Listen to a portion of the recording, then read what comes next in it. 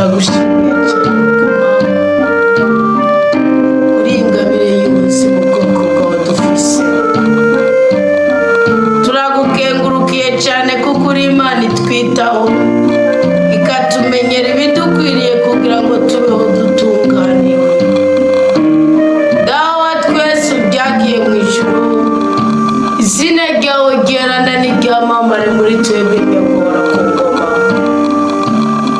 Ubwami bwawe nibuze buture mu mitima yacu mwami w'abantu. Ububasha bwawe nibutwikire ubuzima bwacu, butwikire imyuka mibi yose. Ububasha bw'imyuka mibi, ububasha bw'amashetani, ububasha bw'abarozi, ububasha bw'abapfumupfumu, ububasha bw'igisokuru cyacu kibi byaradutwikiriye tuba ingumba, byaradutwikiriye duhorana uburwayi, byaradutwikiriye tugira igikundiro kitagira ifatiro, byaradutwikiriye duhora mu ruzerezi rw'ubuzima, byaradutwikiriye duhora mu cyangiro cy'ubuzima. Wowe dawe uri mu ijuru tugirire ikigongwe. Amaraso y'umwana wa Yesu Kristo muri uyu mwanya tweze rwose atubohore rwose, aduteture rwose. Amaraso y'umwana wa Yesu Kristo adutandukanye n'impanuka z'ubwoko bwose, imivumo y'ubwoko bwose, agahinda k'ubwoko bwose. Amaraso meranda ya Yesu Kristo aturinde guhuzagirika, aduhuze n'ibyiza imitima yacu inyote kugira ngo tubeho turambye kandi turaniwe. Ndasenze ngo izina ryawe ryubahwe muri twebwe. Ndasenze ngo izina ryawe rihezagirwe muri twebwe. Ndasenze ngo izina ryawe rigira agaciro muri twebwe kugira ngo ridukure kwa gacinyezo k'ubwoko bwose. Yewe Yesu Kristo umwami w'abantu, mukiza w'abarwayi, mukozi mwiza, waratubwiye ngo ubwami bw'ijuru busa n'abana bato, ariko ntabwo ubwami bw'ijuru twobuhuza n'ubwami bwiza. Hari igihe twihanze turasenga dushaka ngo tubeho mu munezero w'isi, twibaza ngo twabikore n'ukuri kw'ijambo ry'Imana. Twasanze hariho akandi kabirya kagaragarira muri wowe Yesu Kristo, umucyo w'ubuzima bwacu. Aho kabirya muri uyu mwanya niko tuje gusesangura, kuko twasanze kava mu kuri kw'ijambo ryawe, twasanze kava mu kuri k'ububasha bwawe, twasanze kava mu kuri k'urupfu, ubabare, izuka n'ukurira mu ijuru kwawe, kuko niho twaherewe umutima w'umweranda. Noneho umutima w'umweranda tumenyesha ukuri kw'ibyiza twagenewe na Data, umuduhe muri uyu mwanya. Muha abagwayi kugira ngo bakire, muha ababashe kugira ngo babohoke, muha abarushe kugira ngo baruhuke, muha abateterewe kugira ngo bateye guteka, muha abamaramaye kugira ngo bakugwe kw'ibimwaro by'ubwoko bwose. Ubudahangarwa bwa Data utuye ko twebwe ubwoko bwawe. Urakoze kuri iyi saha ugiye guhembura ubuzima bwacu. Iyi saha ishiriye saa 9, iri hagati ya saa 6 na saa 9. Urakoze nyaguhora ku ngoma, ku neza ugiye guha abana bawe. Urakoze nyaguhora ku ngoma, ku mahoro ugiye guha ubwoko bwawe. Urakoze mwami w'abami, urakoze kibasumba kizima, urakoze kibirenge kizima, urakoze mutatubwira n'amari mwe rudende. Turemera ubuzima bushasha, turemera umugisha mushasha, turemera ibyishimo bishasha, kandi ubyemera kubwo kw'igisuzuguro ahabwa ubudahangarwa muri Isa mu izina rya Yesu Kristo. Amina.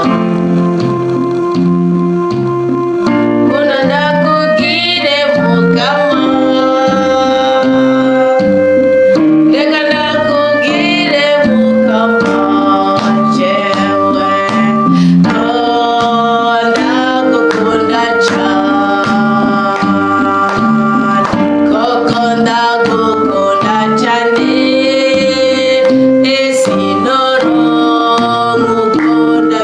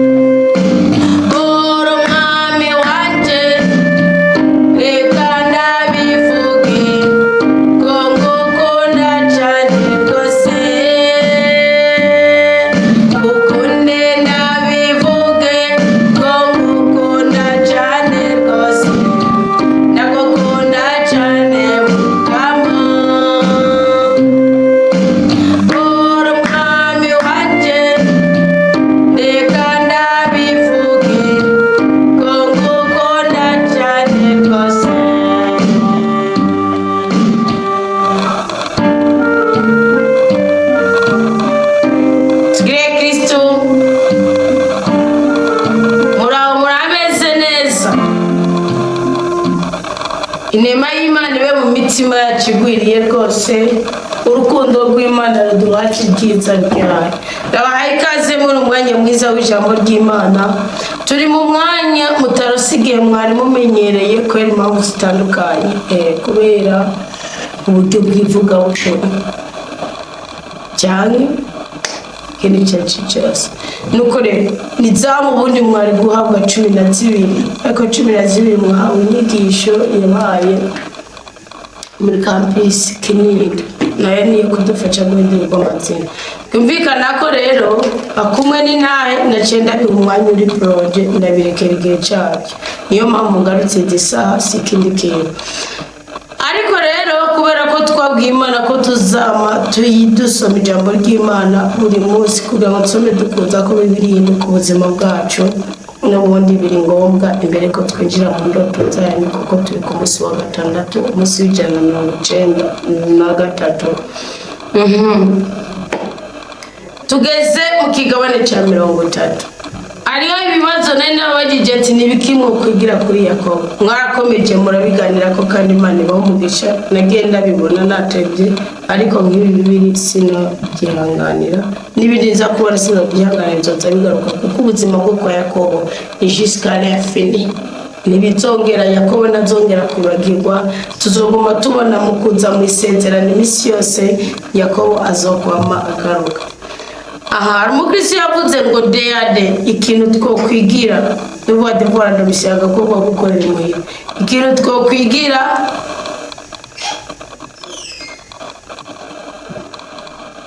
ngani twokwikingira araburamo kintu cyakwegeye Yakobo, nuko twokwirinda gutwarwa n'ibishobisho mu gukunda, kuko binatuma winaniza mu gukora ibyo utari gukora. Yakobo yatanzwe n'ubwiza byanamukwegeye guhemukirwa. Muri make ibintu byose no kubanza gushishora, kutagishora, nukubanza tugashishoza mu gufata ingingo. Murakoze. Iyo ni impanuro rusange kuri twebwe, mugabo iyo si impanuro buryo twokwigira kuri Yakobo. Muri rusange kuri twebwe kugenda mu bishobisho, mugabo Yakobo nta bishobisho yagiyemo. Yakobo hagiye arahemukiwe. Yakobo nta bishobisho yagiyemo, ahubwo Yakobo yakomeje amarangamutima yiwe. Kuko Rakele ubwa mbere kuri vote physique Imana ibyo bintu biduhera uburenganzira, kuko buriya uko wowe mbona siko wundi umuntu abona. Rero buriya iyi vote physique ubwiza bw'inyuma burya hari ikindi kintu bikoraborana nabwo mutazi, birakoraborana na jewe w'indani, ukumva unyiyumvamo mfise uturenge duhetamye nk'utwo nibikiye. Abandi bavuga ati none nk'ubya mushimikira tugatubu ukumva unezereje nato. Odeya kigore kivuga kujya gitana mu kanwa, wowe ukumva unezereje n'icyo ryanje, ubundi akumva n'igisatsi. Kenyo rero bigaruka kuri ya vote physique, kubera kice kiba nk'ikirungo.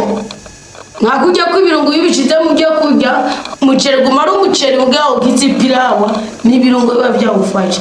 Iyo bintu biri ndani biza nk'ikirungo gituma wihanganira utunenge twanje twinyuma, ukumva ukunze kimwe kikudominye kuri jewe. Rero Yakobo kuri Rakele nukuri ntiharimo guhuruka, ahubwo harimo gukorera mu mubiri. Kandi nawe byarafite uburenganzira n'inderera mwigishije ko nahagiye arara mu ishamba ari bwabona bw'Imana. Rakele niwe yatanguye kubona shinga zarabana, bamwijije mu rugo kwa Inaro ryambe. Icya kabiri Bibiliya irabivuga ngo ari mwiza cyane, wari kore yarafite ibirashi, uri umusore ubundi yahitamo Leya yabavuvudiki. Ahubwo Yakobo yabaye muri kizimbi, kijya kintu cyo guhitamo kwa Yakobo akarengana. Isomo dukwiye kuhakura niri nukigiye cyose ukoze ikintu ukibyaza umusaruro. Yakobo kuko yari yaribye umugisha, yari yarenganije umugisha, nabo baramurenganije kandi cyo yigisha cyose nicyo gituma ndabwira, iyo uri umuhungu cyangwa umukobwa ugasamara n'umuntu ntimubane, umenya ko umugore wawe nawe cyangwa umwana wawe bazomugusambaniriza. urere cyangwa uzoreke uzobazwa n'icyo kintu uko na warundi wasamba n'iki mutamwifira ahubwo yakaba kujya yibye niko nabo bamwiye Rakera umugisha wiwe mugabo bamaze kumwiba naho Rakera nawe acasa n'uwihebye agomba kubona kumega se yamurenganije ko yaronga amakuru akamenya yuko akobona na Yakobo kandi numva ko banateba no kurongorwa no kuvuga nare yarinze amara imyaka 7 ariko barakorera umwe undi ataragenda bataraza no kubaza murumva ko cyari ikibazo kandi rero bagiye abantu barashoreranira bageni bose byari binagoye kuko barindira guta sore wose yaza kubakwera bisigurikire kandi mu baravuga n'ubundi ko bimeze bisigurikire Yakobo ahubwo ajyana ikintu twomwigira ko niki nuko dukwiye kugabanya ibyaha dukwiye kugabanya ibikorwa bibi ikintu cyose kuko akobwe tumwigira ko ibigisha ko niyo tujya kurezaho yari neza tumwigira ko yigituma amujya umugisha nani hagiru cyane kasoka iganirako natacane katuzobigera ko tugeze kuri Garizimba nukuvuga iki rero Yakobo ikintu twomwigira ko mahitamo yiwe niki nuko umenya neza ko ikintu cyose utiregerarije naco ko Yakobo ntiyari bwasabe ikigongwe zawe Yakobo ntiyari bwiregirarize na Esawu yari mu buntu bw'Imana gusa umurindirije ikindi gihe azohura na Esawu agakorora mosozi agapfukama akamubwira ati ngibyaje akemera gutanga ibyafise Imana ikavuga ati sino kuhohotera nawe naramuhamugisha ntaceceke muzobibona mu misi muzobona bari cece ubu rero niki Yakobo ahubwo hajya ahantu kwibwa Rakera Yakobo nta bisho yashitsemo no yakoze icyo yategerezwa yasabye umukobwa w'igikundi kandi yaramahitamo yiwe ahubwo baramunyanganiki bisunze itegeko ry'isi mugaba kubyukuri kugira ngo Imana izomumuhe nayo isunze itegeko ry'ijuru ubumana bwayo ubundi imaze no kunamuvuga kabiri kujyaniye kumubwira ko naze futa Benyamini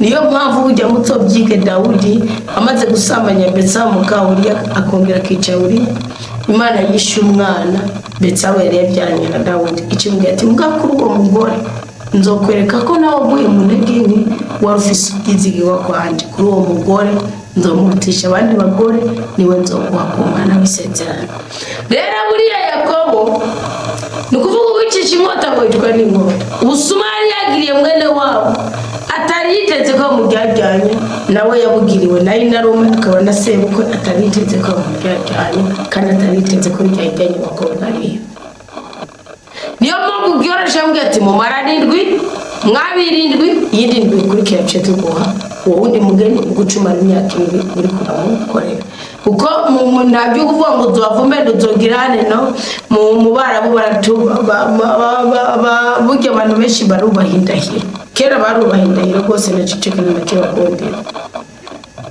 rero iyi manuro duhaye ni tuyikorere mugabe iyi manuro iyiko Yakobo nta kwicecera kwabayemo nta kudashishoza no yakoze icyo yategerezwa ahubwo ikintu cy'ukwibwa umugore umenye uti n'ubu umusore cyangwa umwige mugasambana mwinshi nabazo gusambanira uri umukobwa umenye ko umugabo azo gusambanira nimba uri umukobwa ukabise n'ikigaragazo cy'umugabo w'umusambanyi ukaba uri umugore uyu munsi uzi ko wasambanye mu buto bwawe wongera urabenga uwo mwasambana cyane rero kuko hari igihe gusambanya akagukunda ubwo akaba ari wo muheba ngo arakenya ukamenga cagiye mwasambana ni wari ukiri umworo nawe uzamenye neza ko umugabo wawe ashobora kuzogusambanira nabi ntora akaba adafise uwo mupfumu mukwega kuko ibyo byose birakorana na zahema ziba ziri muri twebwe amaromo n'abari muri twebwe ni ukuvuga umenye ko umwana wazokubabarisha gusambanya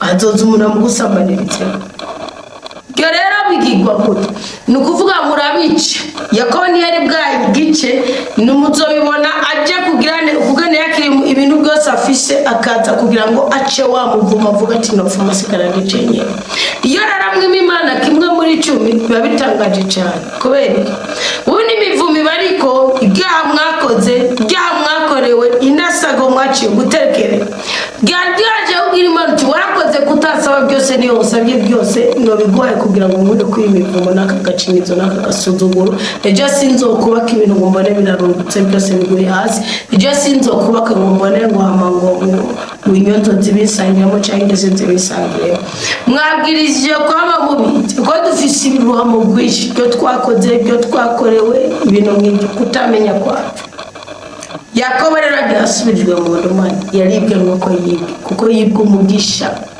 umugore akubaha umugore agukunda umugore ukunda umugore mwiyumva nawe ukoreye yakwara uguhohote na Esawu yarasigara arondera kuko se yaramubwiye mwumvirize igituma ari umuvumo ari ngere ko yibwe se yaramubwiye yarize ararira cyane Esawu aramubwiye ati nawe umuhaye wose yakubitse nagiwe n'ibirigane nuko nyene ariko kandi nta kimwe nasigaranye ngo mugabo ngo ngote abone ukometse ngo nawe uzomekura ku gakana uzomekura ku gakana Yakobo urumva narabana cyamubwira ati wowe waramukoreye imyaka 7 ndaguhitiramo wa mugome yarakashize wo mutima wiwe ati mugabo nawe ni wikomeza ni uzomutahira nuvuga wa muvumo wa kuri Isahaki ariko ahezagira Esawu arira Esawu yibwumugisha ni wagarutse kuba kuri Yakobo na watangitaba Imana nirabanura ku butoni bugiye Yakobo yararushe cyane simbona rero kugane wowe wabutsikura umunyantege nke wavutse kwa bye wonyantege nke ngo amuca wibwira neza yuko ari imigisha uzoronka utabanje kunanirwa nico bisigura kwibwa umugore kwa Yakobo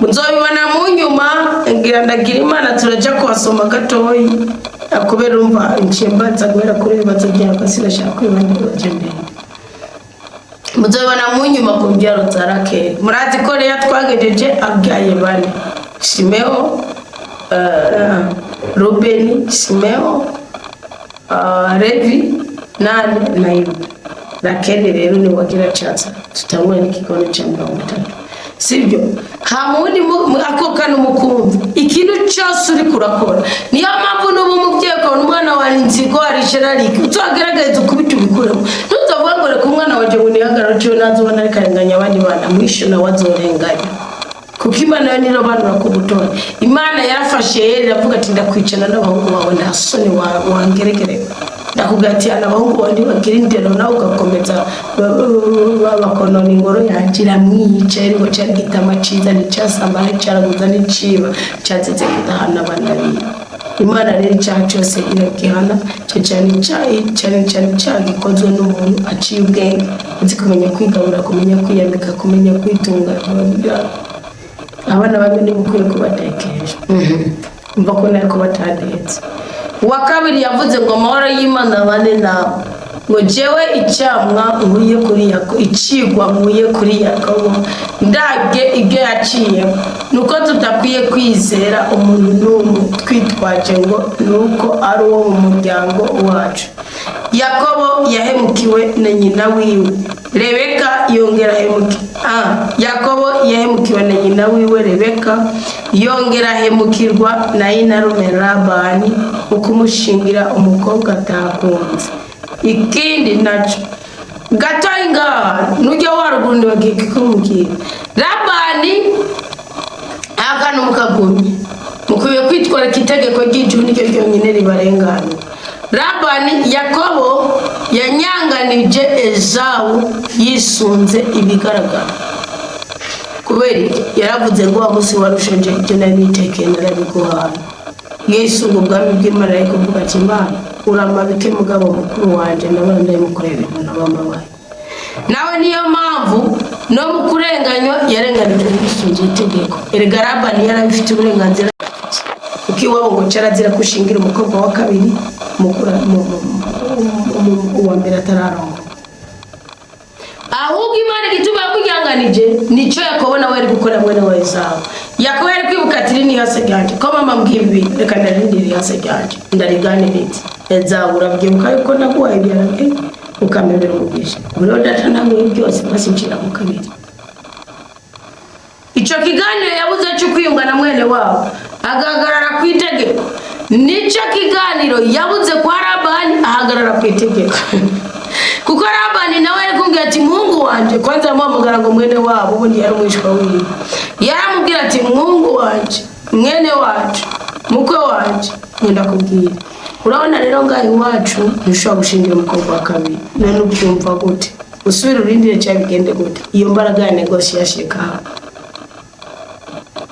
uko yimye imbaraga ya negotiation umunyantege nke kuri we niko nawe umufite kububasha mu imbaraga ya negotiation kandi mwinshi gituma tutuntu ndatubabwiye hagati twarahishijwe n'ubundi Yakobo yakuwe kwa Labani n'imbaraga ya negotiation yatungiye kwa Labani n'imbaraga ya negotiation mu bicarije ukicara hamwe mukagira ibiganiro mukagira umuzo negotiation muzobyumva tutuntu munsabire ndabasabye Imana ndabasabiye umutima mwirande tutuntu mutwumva kuko tuni mutwibagira ibyatenze byose mwaze mu bireke ko nta numwe atazi ko Imana yaremye sibyo mugana n'ubundi tazi yuko ubusambanyi kwidodomba kw'abantu ubugome bw'abana bye byatumye Imana idukura ku myaka 1996 tabisha kujana tempo nukuvuga rero ndaje tuganire gatoya Yakobo yarenganije ati yisunze itegeko ry'isi ntiyagira umutima w'urukundo ngo aganirize mwene wawe abikora uko nyina muhano uko abyumva na Labani ntiyamuhanuje ngo nuko ari mwene wawe icyo ukoze ukibyaza umusaruro kandi ukikora gukora niyo mpamvu udakwiye kujyagira Imana kimwe muri 10 bitange mu byikure kubwira Imana uti hari ibyo biri muri cyo gukora sobokura ibyo biri muri cyo gukora kutamenya ndakwinginze ugire neza nyegora ku ngoma nandukanye n'ibindi muzobona ingene Yakobo yavuye bohoka yabuze rero ngo mukumushingira urumva mukumushingira umukobwa atakunze harimo n'itegeko ry'isi rikingira Labani Yakobo nawe hari itegeko ry'isi rimuhana mugabe itegeko ry'ijuru rimugirana imuhindura amateka y'umugira imbabazi ntiryari hari kubera ikintu yari yarinze nayo zawe ndaje gatoye wikini nacho nahigiye nuko tutopfisha ubusa indoto turota kuko indoto za Yakobo zamweretse Imana iri kumwe nawe bituma agira imbaraga narigenye nawe yari yamubeshe ko ingaruka zose ari we zizoja ku gatwe muheza gego indoto erega Bibiliya iravuga muri Yobu urashaka mwene Siraka aravuga ngo ikijuju nicita ku ndoto mugabe ikijuju cita ku ndoto niki nukuvuga ngo narose byo no musimanira ngabura no akirija muri girunzi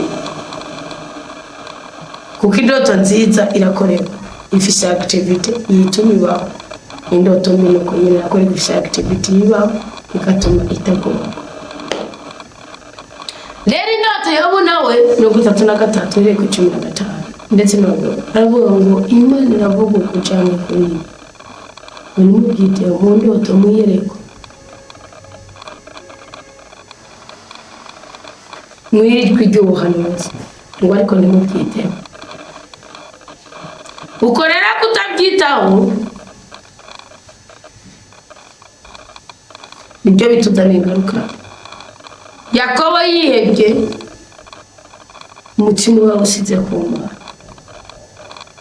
kandi kijya kibanza Yakobo yabayemo tuzociga tuzogaruka turabe n'ikibanza Agayi isano yari n'ikibanza Agayi yabwiye Imana muri bahanda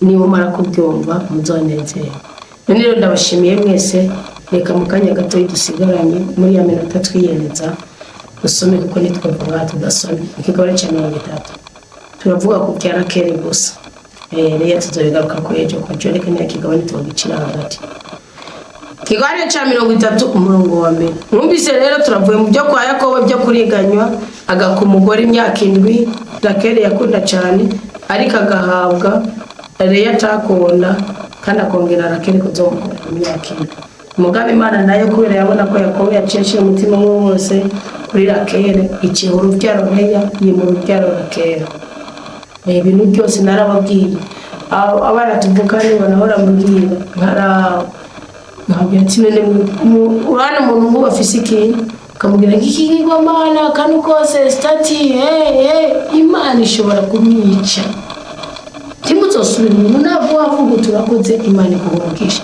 mwaguca ugomba kumupfukira mu mira nawe bigisha bijambo ry'Imana nantemenari nukwinda busabye gusa nawe bigisha bijambo ry'Imana cyangwa mwebwe mutanze ibintu bamugaruka mu bati ndumusuku imbura kimaze amashina agaruke ko witeke Imana ivuye icyubahiro cyane nida hinduka umwana w'umuntu arahinduka jewe nejo nuko nahinduka umuzi n'igenzo Kristo. Aha itanguro 31 ngo Rakeli abonye ko atabyariye Yakobo agira ishari mukuru araheza abwira Yakobo ati mabahungu ahandi yongiye gupfa. Rumva ko Rakeli amahirwe yiwe yose yarari kuri Yakobo.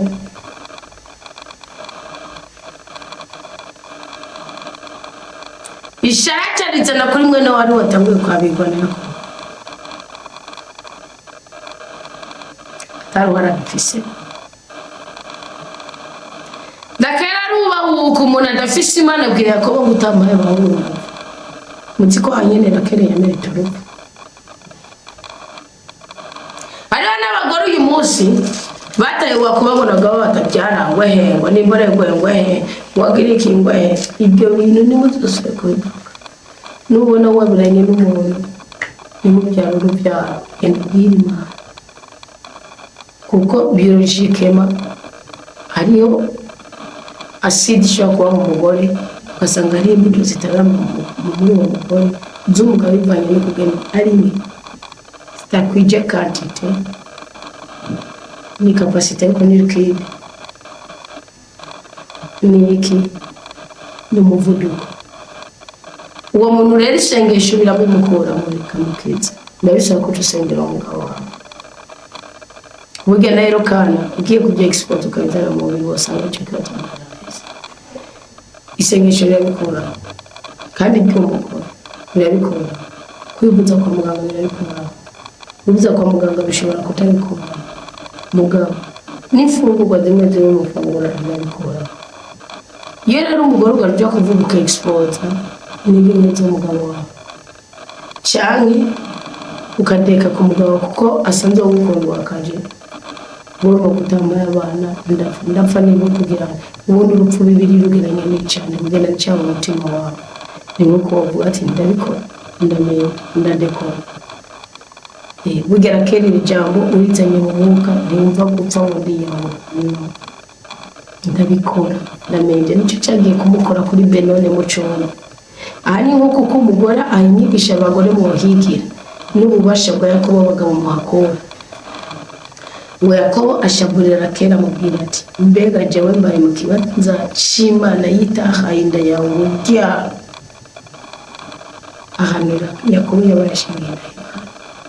Aha ni nkuko Rakeli avuga ati turatereke turaraguza turagirike kandi rero kuko agare yagaye Imana muhugisha mubaba yari kuko si yari yaremye si yari yarishitse ko ibirashi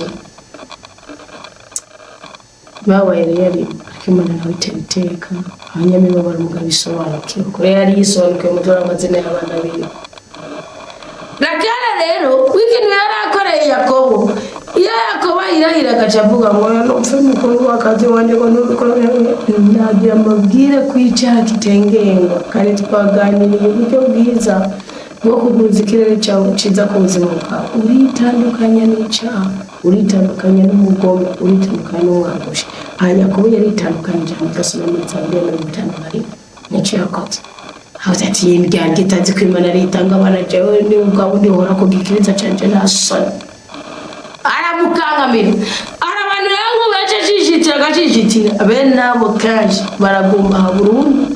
Burya na Yozefu yasani yagiyemo aho n'ijambo Yakobo yavuze kuko Imana irapfuye. Burya rero nigene n'abantu murumva bagiye ko bapfumu bika muzima cyo ndiko ndigisha baje kuvumira ko muganga baje kuvumira ko rimaze ngo n'umugabo mani bishaka bazo gupfumu bigashaka nawe kukwigisha ko mushikene ko kumupfumu rakiruka kandi tagarutse ku Mana kuherana n'akaye.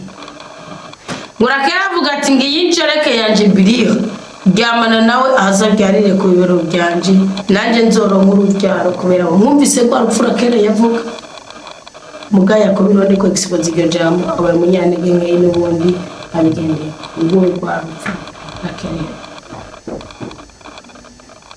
Ishari none icyo cyaha ikintu cyavutse ubwo nyine cyane ikintu cyavuze ubwo nyine gushika je ngo tonjereke yanje mu ryamana kare yarazi ko bishoboka cutunze mu mutima wawe mukigeragezo gitowe nico kijawe Imana nicece cheke araheza ngo azoheza byare ku biro byanje ni wa muvumo wo kwa Sara niko yabwiye Burayimu ngo iyo Mana yicecekere ngo wowe toraga incoreke yanje ngo hama nyuma mu byarana ngo nimwamara kubyarana wageze kubyara nzopfuka mu byare ku biro byanje hama ngo turone Samurabo yarabaye Samurabo wari wamwiruka n'inzaramo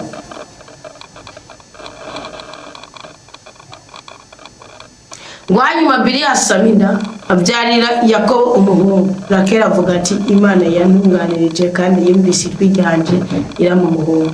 Wewe isi afashe ko Imana yamutunganirije kandi yumvise ijwi ryiwe ariko kubyukuri onosejame kubera iki iyo aba yamutunganirije ubuhanuzi bwa Yeremiya baravuga ngo naho Rakeli yarize ngo urumuntu baracari adashobora gusubira kubona abahungu be tuvuga mu kibazo ataho bahuri kuko abahungu yavyaye bose bavuye bikora ku bisokuru bibi muzoyibona tumaze kugera mu ijwi ry'ubuhanuzi uhere kuri Dani Yosefu ni gitangaza Benyamini ni gitangaza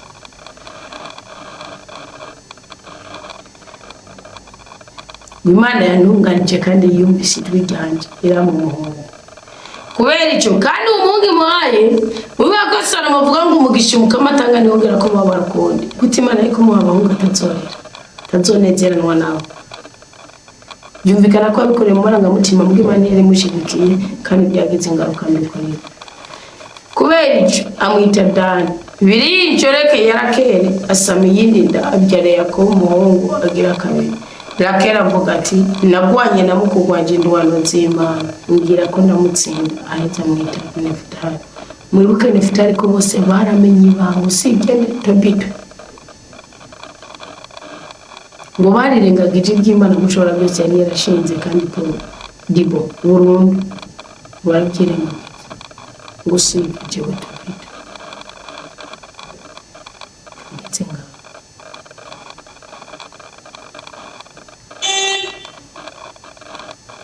amushira muri ya ntambara y'ukugwana n'abahabara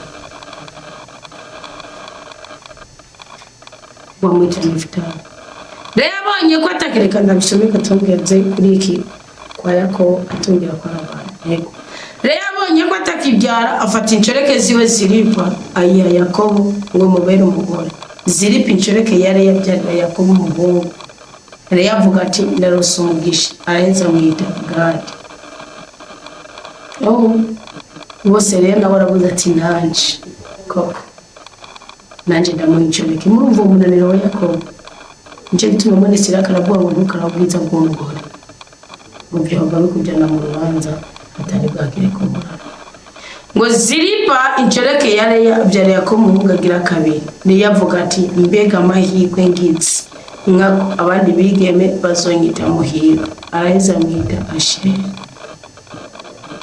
mu gihe cyo kwimura ingano Rubeni aragenda yawe umukunda nyamwishamba Rubeni ni yafura Yakobo kurinde kuri Leya umugore adakunzwe araheza mwumvise ko Leya yarafise abahungu bane incereke zigize abahungu babiri incereke kuri Rakeli incereke kuri Leya abandi bahungu babiri mu gihe cyo kwimbura ingano Rubeni aragenda yawe umukunda nyamwishamba araheza awuzanira nyina wiwe Leya Rakeli abwira Leya ati umva bisigura ko Yakobo ashobora kuba yari yaragiye burundu yavuga ati reka basi nisiga agakunda nyamwishamba hanyuma Rakeli abwira Leya ati aba ni bandi bavukana bakamuka Yakobo mugabo kandi ari n'abakera ndagusabye ngo wanize kuri uyo mukundanya wo muhungu wawe Leya amusubiza ati wagaze kunca ku mugabo none ntware n'umukundanya wo muhungu wanje Rakeli avuga ati Yakobo nakurarire muri iryo urumva ko Yakobo yaramaze kuyoborwa n'umugore Yakobo yaramaze gufatwa mpiri na Rakeli Dango yari yagombashe Yakobo akaba afise incoreke akagira n'undi mugore w'impeta n'incoreke zibiri ngo yari yagombashe ni batarafise uriya ni batarafise injyana usanga Yakobo acanye Leya amusubiza ati wagize kunca ku mugabo none ntware n'umukundanya w'umuhungu wanje. Rakera avuga ati Yakobo nakurarire muri iri joro nawe ume uwo mukundanya w'umuhungu wawe. Ninge turarije umukundanya cyane. Ku mugoroba Yakobo arashika avuye mu murima. Leya arasohoka ajya kumusanganira amubwira ati uyu munsi utayi wanje kuko nagwatirije umukundanya w'umuhungu wanje kugira ngo ndakorore. Bana Yakobo yarindije. Urumva aravuga ati ntutaye hariya ngo uyu muti w'umukundi bagusanga umukundi batari mu. Iryo joro umuhungu araheza aryamana nawe. Imana irumvira Leya asaminda ibyara Yakobo umuhungu agira gatanu ugukurikira Yuda. Leya avuga ati Imana irampembye kuko nahaye umugabo wanje incereke yanje aca mwita Isakari. Isakari murazi ibyiwe ibyabaye gusa bavuga mu bantu b'icabwenge bimuri byari ari Ishunemu kandi beza cyane rwose. Imana irampembye kuko nahaye incereke yanje umugabo tima gusabikanye. Leya asubira gusamida abyarira Yakobo umuhungu agira gatandatu.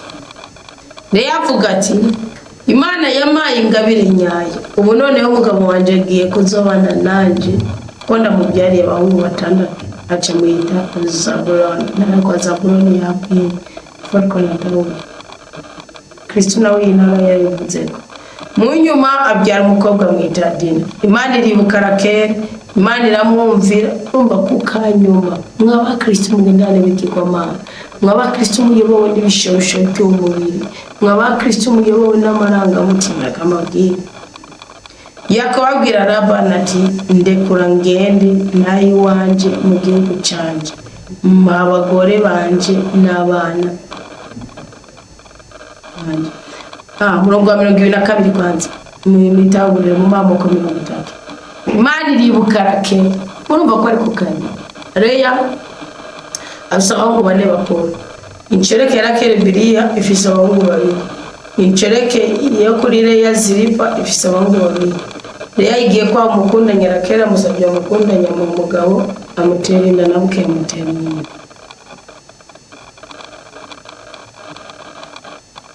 Baba mucu ngo Rakera amaze kubyara baba mucu.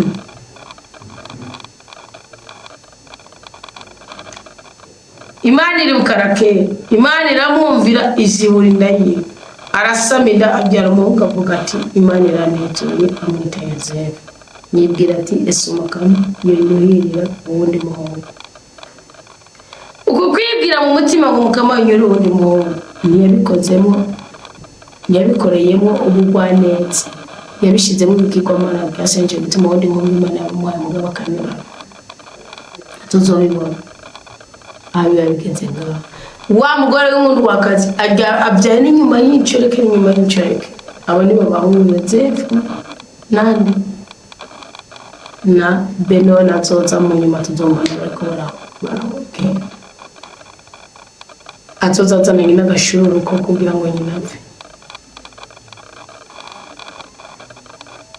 Kuko ubugene Rakera yapfuye harimo agashururu ku by'ukuri. Mbere bazi ko bagiye imisozi n'imisozi ntabyo kuvuga ngo barindire indira kuze n'imvuka bagafata imbere. Harimo agashururu. None Imana ngena amahoro ibahezagire, ibaho umugisha, ibaho umugwiza, ibarinde kubabara kandi bagure imbere muri byose na hose. Maso Uwiteka batera iteka abakure kwiga isuzuguro cyo guhora muhuzagireka ahubwo abahuze n'umunezero wo guhora mu budahangarwa bw'umukama mu izina rya Yesu Kristo. Amen. Amen. Haleluya. Turasubira mu ndi mwanya w'indoto.